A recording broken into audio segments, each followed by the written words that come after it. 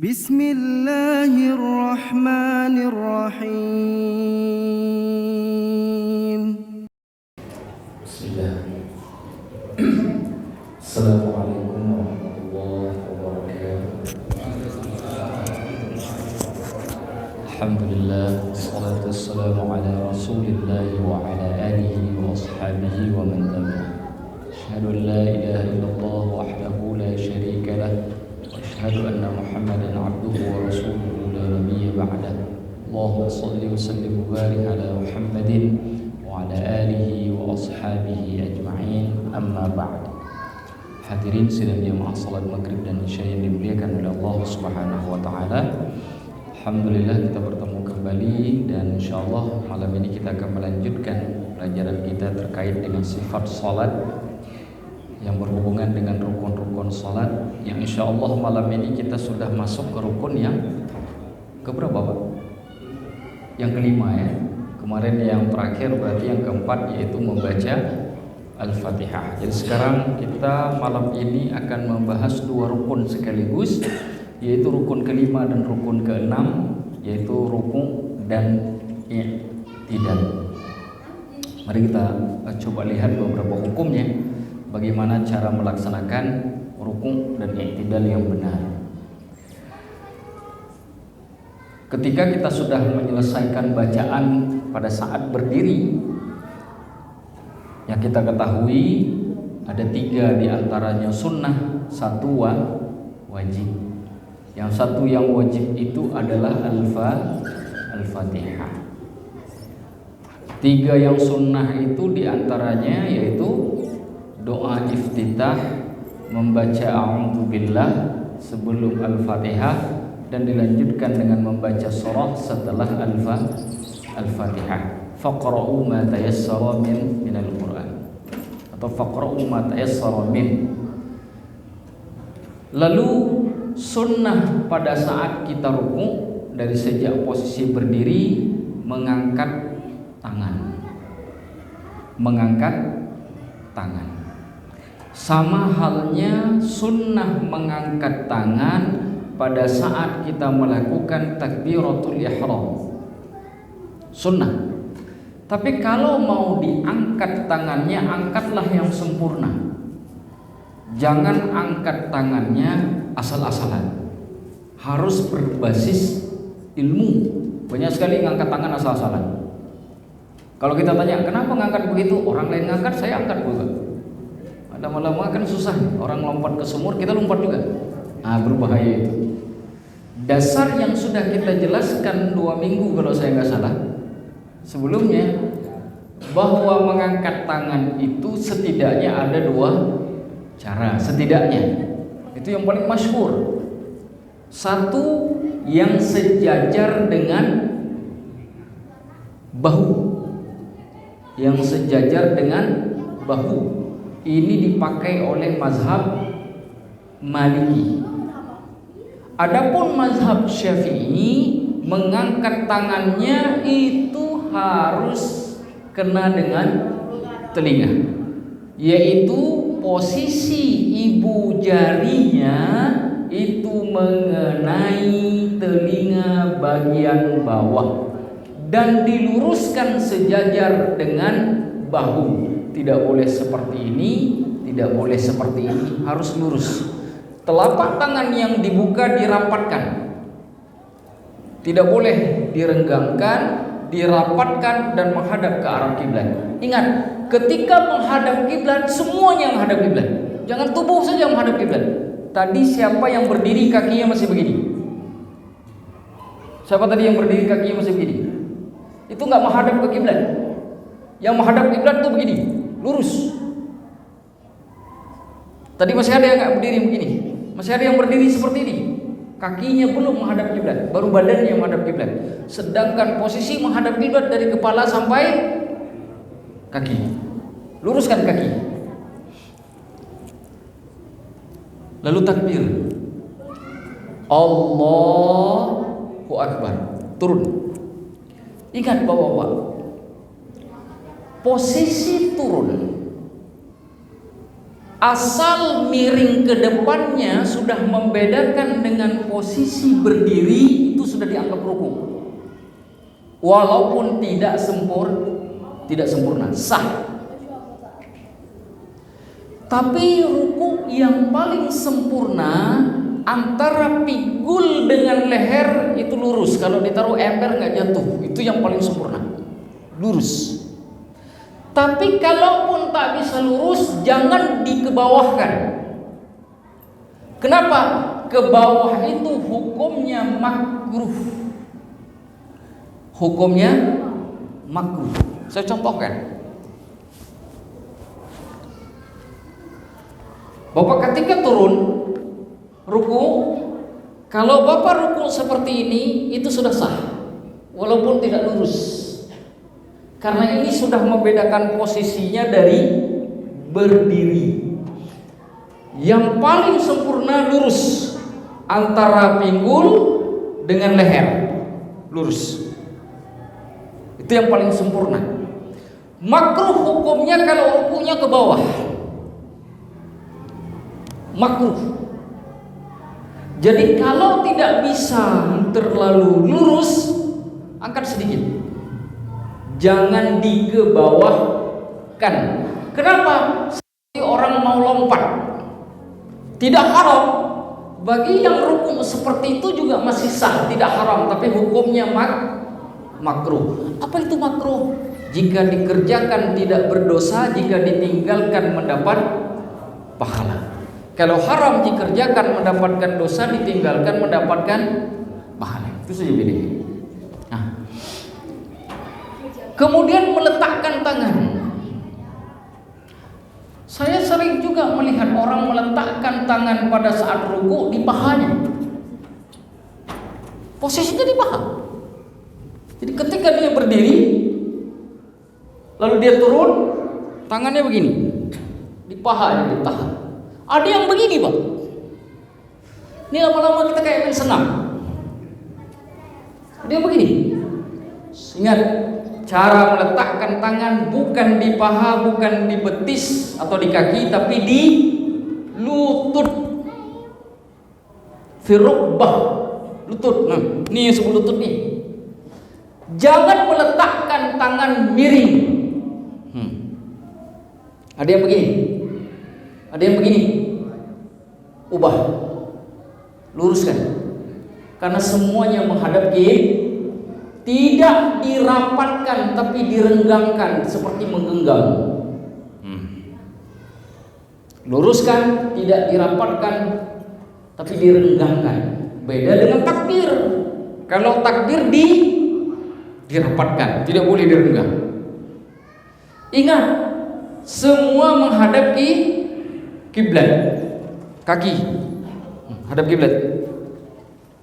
Jangan lagi yang berdiri begini, ubah. Tarik dikit. Kalau sama teman-teman akrab dikit, kalau bisa pegang tangannya. Tarik. Lurus menghadap kiblat. Menghadap kiblat. Ini yang sholat begini nih masih ini, ubah. Enggak sempurna nih sholatnya. Karena ada bagian yang belum menghadap kiblat. Sah, tapi belum sempurna. Ubah. Tarik. Luruskan. Ruku. Tangan jangan lagi begini. Ubah. Luruskan. Menghadap ke arah kiblat. Semua menghadap kiblat. Bukan cuma kepala, bukan cuma badan, bukan cuma kaki, tapi juga tangan. Seluruhnya menghadap kiblat. Itu yang disebut menghadap kiblat. Kita menghadap kiblat terkadang cuma badan saja menghadap kiblat, kaki nggak menghadap kiblat. Lihat tuh posisi berdiri itu. Ada kaki yang seperti kaki orang main silat, gini, betul nggak? Betul. Ubah. Ilmunya sudah dapat. Diubah demi kesempurnaan sholat. Baik. Penjelasan ini bisa dibaca dalam kitab Minhajul Thalibin karangan Imam An-Nawawi. Kita turun. Ingat, bersamaan dengan ruku ada tumakninah di dalamnya. orang yang melakukan rukuk, inilah rukun pertama yang ada rukun tumakninahnya. Yang tidak mendapatkan rukun tumakninah maka rukuknya tidak dianggap. Kalau rukuknya tidak dianggap maka sholatnya menjadi batal. Kenapa? Karena rukuk bagian dari rukun sholat. Maka karenanya tidak sah sholat kilat khusus. Tahu Pak kilat khusus? Yang di YouTube itu. Karena ada yang kilat khusus itu tidak sah sholatnya. Kenapa? Tidak ada tumakninah. Ceritanya masyhur. Ada sahabat sholat cepat, disuruh ulang oleh Nabi. Tapi saya membayangkan sahabat itu secepat-cepatnya dia sholat, nggak mungkin sama yang di YouTube itu. Nggak mungkin sama. Pasti lebih cepat yang di YouTube. Tapi disuruh ulang oleh Nabi. Masih di YouTube nggak diulang. Maka tumakninah sepakat. Dalam mazhab Syafi'i sebagian meletakkan rukunnya 17. Karena tumakninah dipisahkan dari rukun. Jadi ketika disebut rukun kelima rukun keenamnya tumakninah. Iktidal jadi ketujuh, yang ke-8 tumakninah lagi. Tujuannya apa? Tujuannya untuk memberitahukan bahwa di setiap rukun dan rukun iktidal ada tumakninah di dalamnya. Bagi yang tidak menyebutkan, tidak menafikan, karena itu sudah dikandung di dalamnya. Kemarin ada pertanyaan minggu kemarin, Pak Supomo kalau nggak salah. Bagaimana Ustadz dengan orang yang masuk ketemu imam di waktu rukuk? Ya kan? Masyhur dalam mazhab Syafi'i dan mazhab lainnya. Setiap orang yang ketemu imam di dalam posisi rukuk, maka dia dapat rakaat. Hadis Abdullah bin Mas'ud, man adraka ruku'a faqad adraka shalah. Yang ketemu rukuk ketemu salat.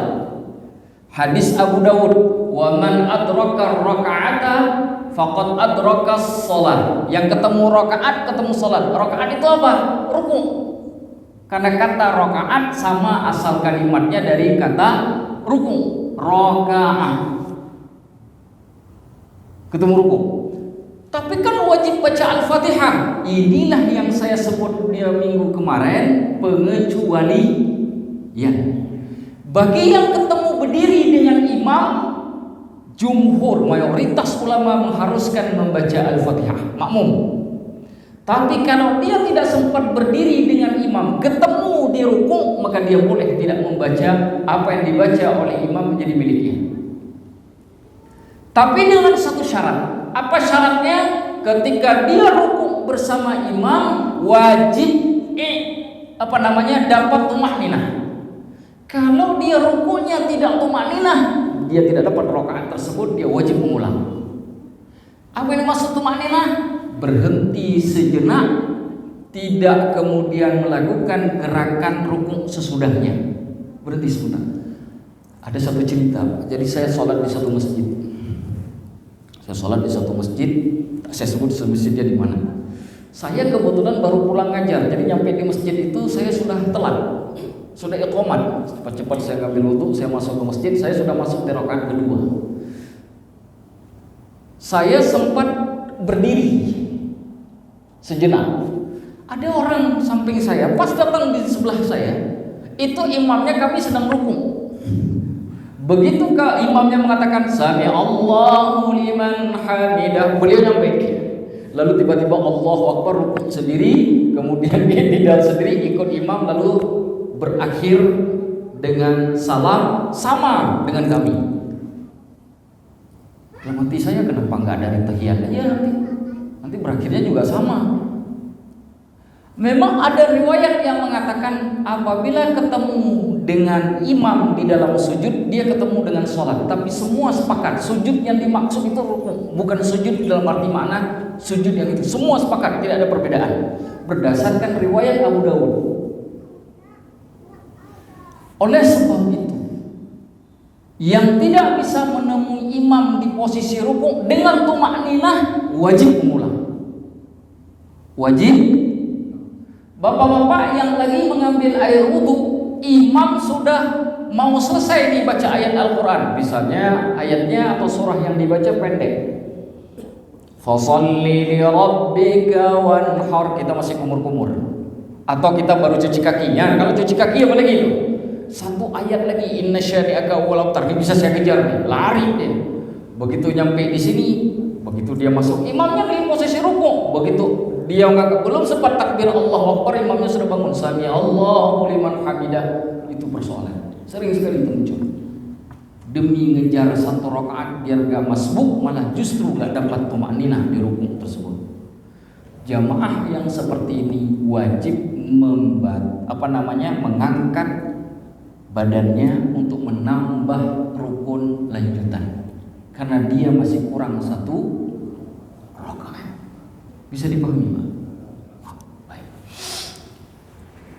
Kita baca apa yang kita baca di rukun. Ingat, rukun adalah salah satu rukun yang boleh dilakukan sepanjang mungkin. Bapak sanggup setengah jam, silakan setengah jam.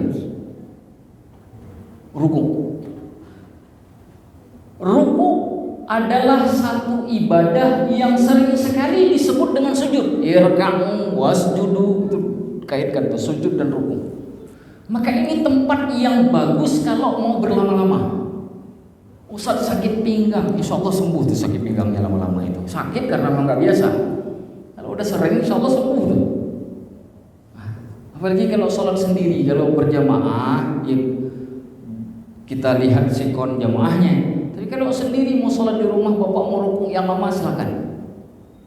Semampunya, sama posisinya seperti sujud.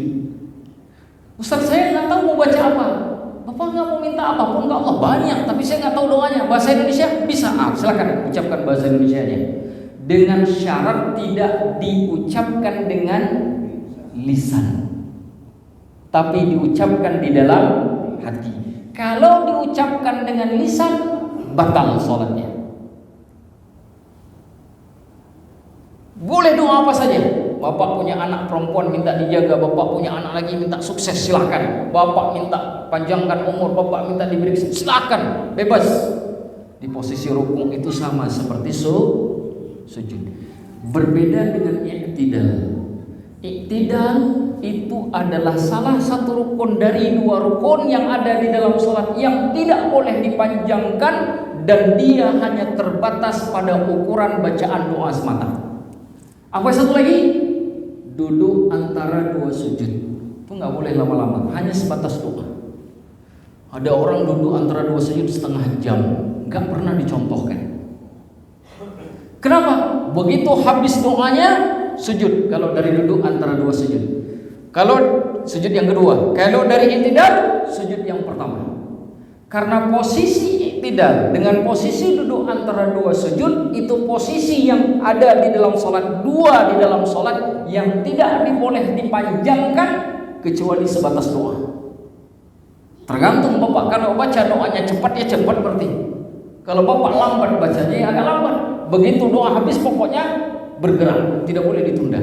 Berbeda dengan ruku dan sujud. Bapak habis doanya, nggak boleh dibaca. Saya subhana rabbil a'la, Ustaz kayaknya udah 11 kali ini. Menjadi ini 100 juga kayaknya saya mau lebih dari itu. Saya mau baca doa lagi, silakan. Mau sejam silakan. Dan itu pernah dilakukan oleh Rasulullah pada saat tawaf itu. Ada sahabat tawaf. Habis selesai tawaf melihat Nabi masih sujud. Di tawaf lagi. Udah sekian banyak dia tawaf, Nabi masih sujud. Belum bangun juga ternyata. Selesai dia tawaf, Nabi masih sujud. Gak bangun. Nah tawaf itu kan sekali putaran berapa menit, Pak? 10 menit. Ini berarti kalau 7 kan 70 menit. Lebih 1 jam berarti Nabi sujud. Tapi tidak boleh tidak boleh diduduk antara dua Ingat itu baik-baik. Sepakat, gak ada perbedaan pendapat dalam mazhab terkait dengan dua rukun ini.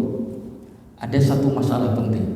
Ketika bangun dari rukuk ke sujud, kita baca apa, Pak? Sami'allahu liman. Ada yang lupa kebaca Allahu Akbar di imam salat lupa baca. Karena kebanyakan baca Allahu Akbar sami'allahu liman hamidah cuma di satu tempat, ketukar. Begitu bangun Allahu Akbar, kita subhanallahin atau enggak itu? Karena salah bacanya. Gimana? Kata Imam Nawawi, hukum membaca subhanallahu liman hamidah itu sunnah. Sesuatu yang sunnah boleh dikerjakan, boleh ditinggalkan. Jika dikerjakan mendapat pahala, jika ditinggalkan tidak berdosa. Jadi kalau ada yang tiba-tiba kelupa, keganti sama Allahu Akbar, ya nggak apa-apa. Tidak masalah. Itu satu poin. Yang kedua terkait dengan makmum. Makmum apakah ikut membaca Sami Allahu liman hamidah atau cukup membaca Rabbana lakal hamd? Jadi begitu imam mengatakan Sami Allahu liman hamidah, makmumnya baca apa? Dia enggak baca lagi Sami Allahu liman hamidah. Itu mazhabnya Imam Hanafi. Mazhab apa? Imam Hanafi. Kata Imam Ahmad, wabihi aqul, pendapat itu pula yang aku pegang. Imam Ahmad bin Hanbal, pendiri mazhab Hambali. Mereka tidak lagi membaca Sami Allahu liman hamidah bagi makmum dan hanya membaca Rabbana hamd. Kata Imam Hanafi, bacaan Sami Allahu liman hamidah itu dibaca bagi orang yang sholat sendirian bersamaan dengan Rabbana lakal hamdu sesudahnya, serta orang yang sholat berjamaah yang posisinya sebagai imam. Adapun makmum, dia tidak perlu membaca Sami Allahu liman hamidah, cukup membaca Rabbana lakal hamdu. Apa dalilnya? Mereka berdalil kepada hadis yang kemudian diriwayatkan oleh Imam Bukhari dan Muslim dari Abu Hurairah. Hadis sahih. Kata Rasulullah, "Idza qala al-imamu sami'a Allahu liman hamidah," apabila imam berkata sami'a Allahu liman hamidah, faqulu Rabbana lakal hamd, maka katakanlah Rabbana lakal hamd. Itu dalilnya. Tapi berbeda dengan mazhab Syafi'i. Mazhab Syafi'i mengatakan makmum itu sama dengan imam, sama-sama baca Sami Allahu liman hamidah, sama-sama baca Rabbana lakal hamd. Lalu dia mengatakan, berarti bertentangan dengan dalil tadi? Tidak. Imam mazhab Syafi'i punya penjelasan terhadap hadis tadi. 3 saya kasih alasannya. Kenapa mazhab Syafi'i membaca Sami Allahu liman hamidah? Bapak ingat baik-baik ini. Ada berapa? 3 saya kasih alasan dalam mazhab Syafi'i. Kenapa baca Sami Allahu liman hamidah bagi makmum, tidak hanya baca Rabbana lakal hamdu? 1. Hadis yang tadi itu sama dengan hadis Imam Bukhari yang lainnya. Di dalam sahihnya ketika Rasulullah SAW bersabda, "Idza qala al-imamu ghairil maghdubi alaihim," apabila imam berkata atau mengucapkan ghairil maghdubi alaihim, faqulu amin, dan katakanlah amin. Pertanyaannya, makmum baca Al-Fatihah tidak? Baca. Dalam pendapat yang masyhur, sudah saya jelaskan minggu kemarin, makmum juga membaca Al-Fatihah di belakang imam. Itu pendapat yang masyhur, kecuali mazhab Hanafi. Mazhab Hanafi, bacaan imam menjadi bacaan makmum.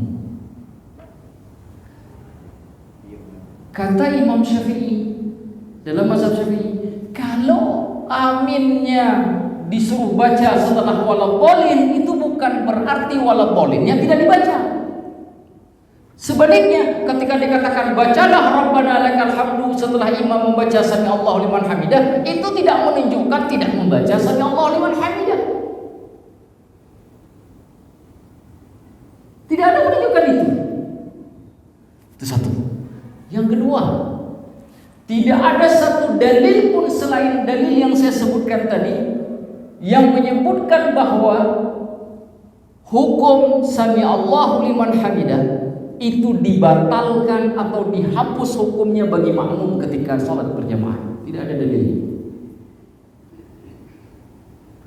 Dalam hukum sesuatu yang tidak dihapus hukumnya masih tetap ada. Itu kedua alasannya. Ketiga, hadis Imam Bukhari dan Muslim dari Abu Hurairah tadi yang mengatakan apabila imam selesai membaca sami Allahu liman hamidah bacalah Rabbana lakal hamdu, itu juga punya riwayatan dengan lafaz yang berbeda, ucapan yang berbeda. Juga diriwayatkan oleh Imam Bukhari, diriwayatkan juga oleh Imam Muslim, juga dari Abu Hurairah. Perawi yang sama meriwayatkan dua riwayat yang berbeda dengan lafaz yang berbeda. Apa kata riwayat yang satu lagi? Anna Nabiyya sallallahu alaihi wasallam, bahwasanya Nabi sallallahu alaihi wasallam qala hina rafa'a ra'sah, berkata saat beliau mengangkat kepalanya. Kapan mengangkat kepala? Rukuk ke i'tidal. Sami Allahu liman hamidah Rabbana lakal hamdu. Rasulullah membaca sami Allahu liman hamidah dan juga Rabbana lakal hamdu. Hadis tersebut tidak menjelaskan apakah salat Rasulullah itu sebagai imam atau sebagai makmum, umum sifatnya, sehingga boleh dipakai oleh imam, juga boleh dipakai oleh makmum. Diperjelas lagi oleh hadis lainnya dari Sahih Bukhari yang diriwayatkan dari Malik bin Al-Huwairith. Kata Rasulullah, "Sallu kama ra'aitumuni usalli." Salatlah kalian sebagaimana melihat aku Nabi baca Rabbana lakal hamdu sesudah sami Allahu liman hamidah, tapi beliau juga baca sami Allahu liman hamidah, maka begitu juga dengan kita. Itu dalil mazhab Syafi'i.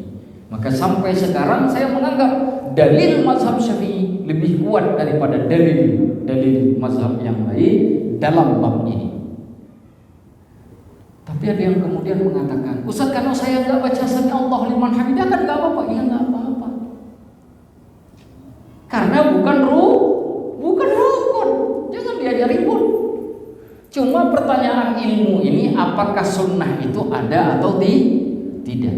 Nah, kalau tidak baca juga tidak batal salatnya. Bapak tiba-tiba malas baca sami Allahu liman hamidah, Bapak tinggalkan, tidak batal salatnya.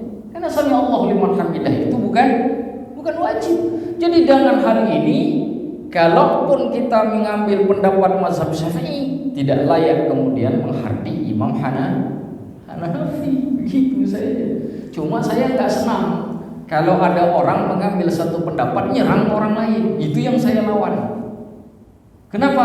Karena ini bab yang dhanni, perbedaan pendapat ulama. Kita tidak boleh saling ribut. Yang kunut nggak boleh mencela yang nggak kunut.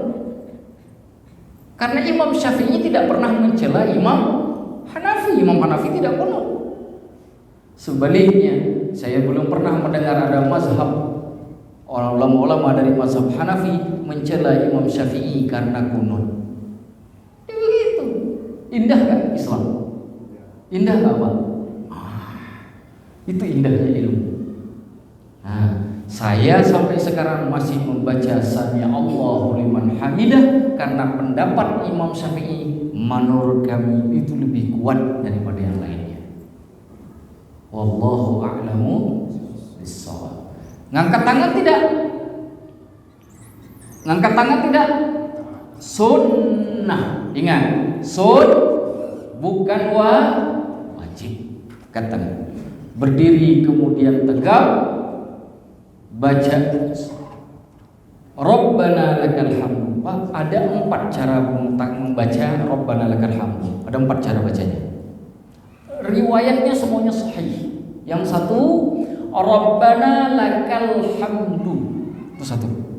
Yang kedua, Rabbana walakal hamdu, pakai wa.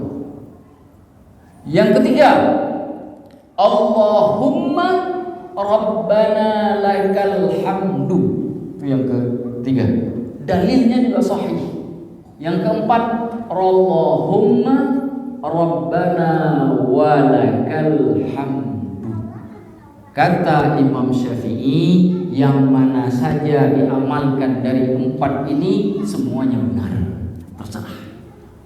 Jadi bapak setelah sami Allahu liman hamidah, sebelum mengucapkan mil'us sama itu, bapak baca Rabbana lakal hamdu atau Rabbana walakal hamdu atau Allahumma lakal hamdu atau Allahumma Rabbana walakal hamdu.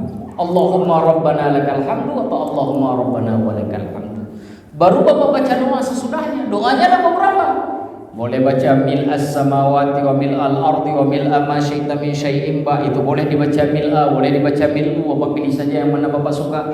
Bapak boleh baca mil'us samawati wa mil'ul ardi wa seterusnya, atau mil'as samawati wa mil'al ardi boleh. Atau bapak baca yang lain. Rabbana lakal hamdu hamdan. Itu yang doa itu 30 lebih orang malaikat, 30 lebih malaikat berlomba-lomba mencatat. Siapa yang duluan dapat catatan? Karena ketika sholat Nabi dengar ada yang baca itu ketika sami Allahu liman hamidah, ada sahabat kedengaran Rabbana lakal hamdu hamdan thayyiban mubarakan fi. Nabi bisa, siapa tadi yang baca? Siapa baca? Bangun Nabi. Saya Rasulullah, aku melihat lebih dari 30 malaikat turun, yatabaddaruna fil kitabah. Mereka berlomba-lomba untuk mencatat amalan hamba tersebut. Boleh bapak baca dua-duanya? Boleh. Baca Rabbana lakal hamdu hamdan thayyiban mubarakan fi. Boleh ditambah Rabbana lakal hamdu hamdan thayyiban katsiran mubarakan fi. Baca lagi bil samawati wa bil ardi wa bil ma syi'ta min syai'in ba. Menggabungkan dua hadis. Boleh karena hadisnya dua-duanya sahih.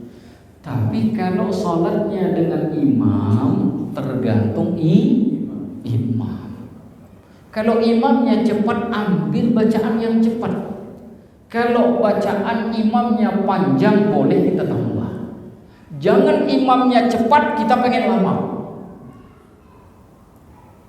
Tidak boleh. Karena jika seperti itu, maka harus sholat sendiri. Kita boleh pilih mau lama atau cepat. Itulah cara melakukan atau mengerjakan rukuk dan iktidal. Ingat, pada dua rukun ini dua-duanya ada tumaninah. Wallahu a'lamu bissawab. Jika ada pertanyaan kami persilakan. Silakan. Saya tuh sering jatuh di Apa ya, Pak?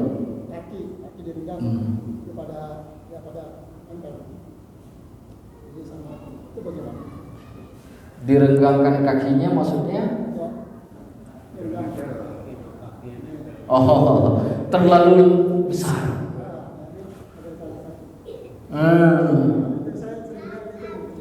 Iya. Satu, kemarin sudah pernah kita jelaskan pada saat rukun qiyam, rukun berdiri. Berapa kira-kira lebar kaki? 1 jengkal. Kenapa? Menyesuaikan dengan posisi bahu. Kaki itu bisa besar, bisa kecil. Bahu gak bisa besar, gak bisa kecil. Segitu-gitu aja. Kecuali dia pertumbuhan. Gak ada rakaat pertama lebar, rakaat kedua lebar lagi. Gak mungkin. Tapi kaki mungkin. Kakimu mungkin. Makanya apakah dempet kaki atau dempet bahu? Dempet bahu itu lebih bagus daripada dempet kaki. Ini kalau semua orang 1 jengkal, kalau ada yang 6 jengkal atau yang 3 jengkal, ada apa yang berdiri itu yang besar-besar itu begini berdirinya, Pak? Pernah lihat? Pernah lihat? Ketemu yang begini sama yang begini. Anak kecil lompat, Pak. Betul? Baikan kaki apa bahu?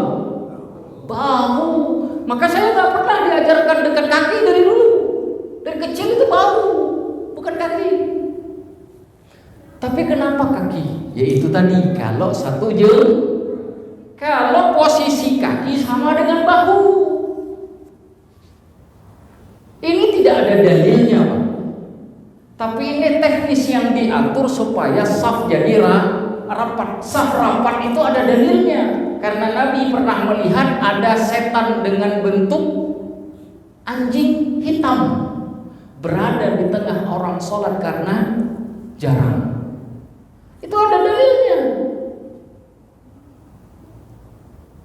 Tapi bagaimana cara merapatkan saf? Tidak ada riwayat khusus. Mau kaki, mau bahu. Tapi kalau kaki ya tadi itu Pak, ada kaki pencaksilat. Kaki pencaksilat itu besar, kalau dia turun sedikit jadi begini, bukan begini.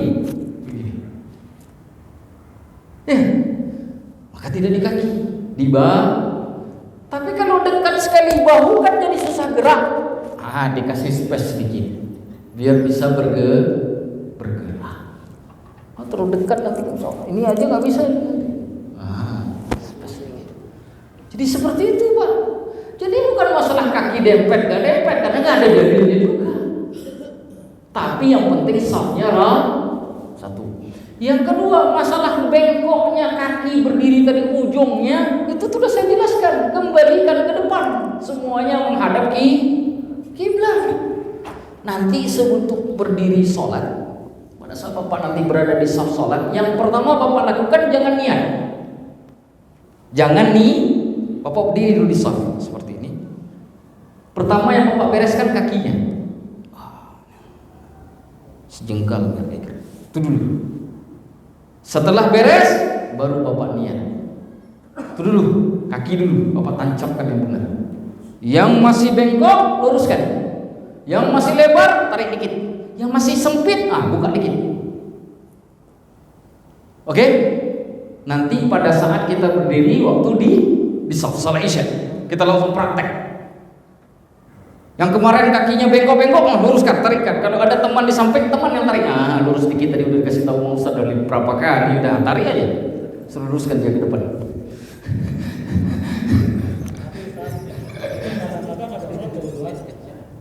Yang biasa begitu dia. Iya, karena Allah bisa, karena dia. Tapi kan biasa belum tentu Maka dalam Islam itu bukan membiasakan, bukan membenarkan yang biasa. Dalam Islam itu membiasakan yang benar. Kalau kebenaran dibiasakan benar, pasti selamanya benar. Tapi membenarkan kebiasaan-kebiasaan belum tentu biar semua anggota tubuh kita menghadap kiblat. Kan kita katakan sholat itu syaratnya apa? Menghadap. Kenapa kakinya dia satu ke Israel, satu ke Australia? Kenapa? Luruskan, biar semuanya menghadap ke kiblat. Ya. Jadi ini ilmu penting buat kita semua. Saya dulu Pak juga bengkok Pak, bukan Bapak saja bengkok, saya juga dulu bengkok. Pulang saya ke Al-Azhar nggak bengkok lagi. Begitu saya tahu yang namanya menghadap kiblat itu ya seluruhnya, bukan satu-satu. Ini ada yang takbir begini, Allah. Ada? Pernah lihat? Ini mau tebas apa? Ini apa? Mau silat atau apa ini? Hadapkan dia ke kiblat. Bisa dipahami Pak? Alhamdulillah. Ada lagi? Silakan Pak, silakan.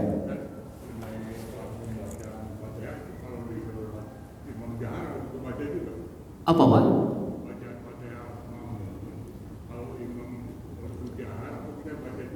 Imamnya apa? Iya, tetap. Kan kemarin sudah saya jelaskan, bacaannya yang sir atau sholatnya yang jahar makmum dalam pendapat jumhur ulama.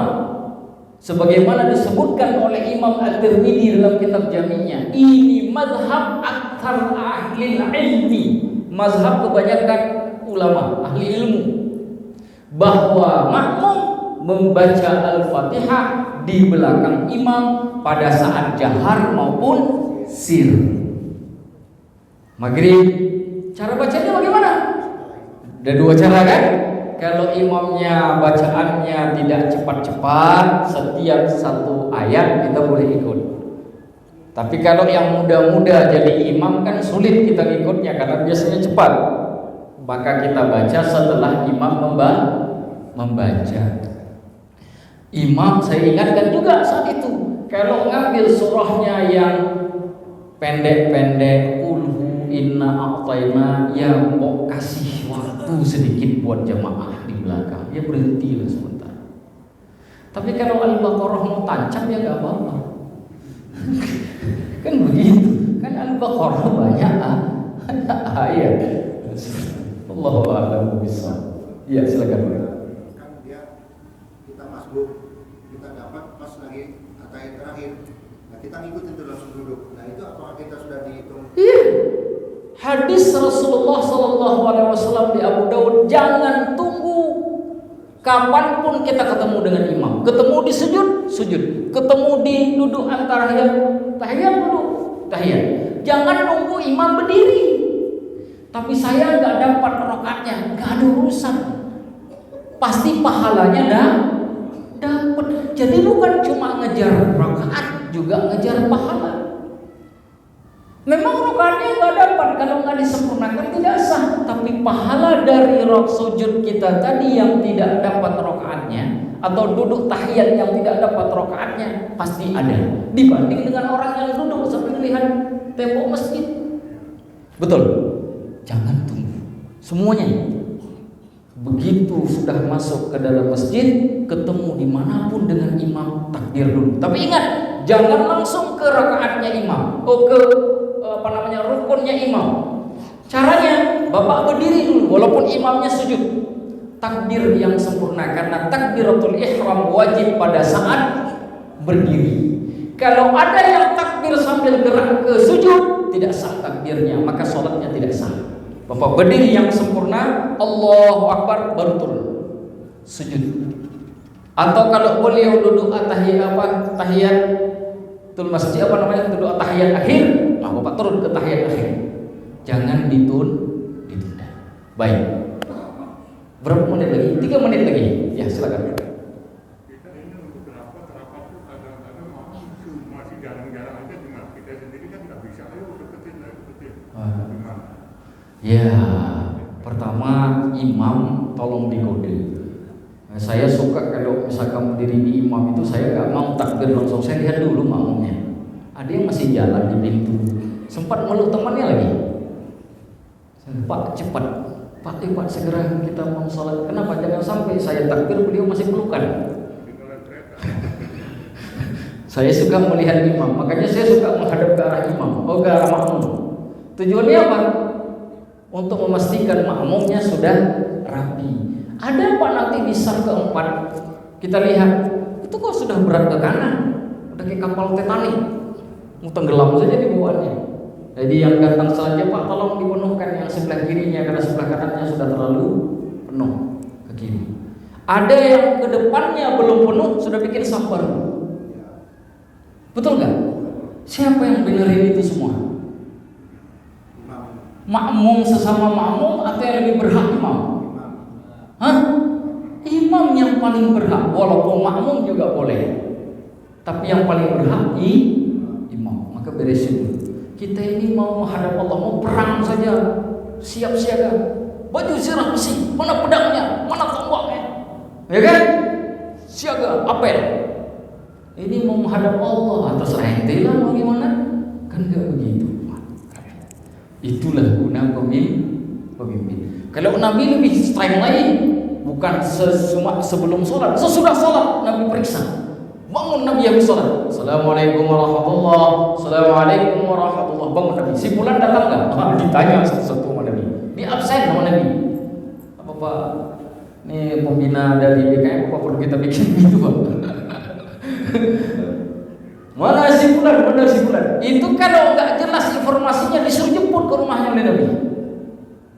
Disuruh tanya, disuruh datang ke rumahnya, kenapa nggak datang? Sampai segitunya loh. Bukan cuma sebelum sholat, sesudah sholat ada absensi khusus dari Nabi. Itu begitu Nabi. Kita mungkin nggak sampai segitulah, tetapi ya. Nah, di masjid kita nih ada satu problem, saya ini buka, karena saya kalau maghrib itu suka telat, karena memang perjalanan saya jauh dari Ciputat. Saya lihat itu jamaah kita itu kalau sudah iqamat lambat betul itu jalannya. Saya nggak tahu itu, ngerapiin safnya lambat. Itu mungkin jadi PR Pak di masjid kita. Saya kalau jadi imam tuh lama juga saya nunggunya tuh. Ada yang jalannya santai gitu lah, kita santai bentar lagi ke akhirat kita. Santai. Ya. Padahal kalau mau cepat, begitu Allahu Akbar dari pertama tuh, yang iqamah itu sudah bergerak. Ya.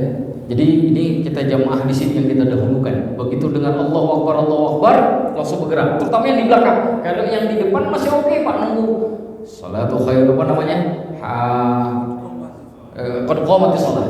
Kalau qad qamatis shalah yang di depan masih oke karena dia enggak lama. Tapi kalau yang duduknya langsung di sini, bangunnya qad qamatis shalah, Allahu Akbarnya baru nyampe sini dia. Belum lagi assalamualaikum apa kabar? Nah, udah apa itu? Jadi saya mohon nih buat bapak yang di belakang, begitu imam mengatakan muazzin mengatakan Allahu Akbar, mulai itu bangun langsung untuk menggerakkan jamaah yang lain juga cepat ke depan. Ini mau sholat kok lambat-lambat. Ya. Oke? Kita jadi pionirnya. Ini bapak jadi pionirnya karena ilmunya bapak yang dengar, karena nanti banyak juga yang sholat di sini itu bukan orang kita. Ya kan, musafir. Beliau-beliau yang musafir itu tidak dengar pengajian ini. Nah, kita yang jadi bagi tugas yang jauh belakang-belakang itu cepat bangun. Sambil Pak, mau di kemana ayo. Nah, gitu. Wallahu a'lamu bissawab. Saya kira sudah habis waktunya Pak. Nanti kalau apa-apa kita sambung lagi. Saya akhiri sampai di sini, semoga bermanfaat pengajian kita malam ini. Insyaallah kita akan sambung lagi minggu depan. Hadanallahu wa iyyakum ajma'in. Aqulu qawli hadza wa astaghfirullahal azim. Assalamualaikum warahmatullahi wabarakatuh.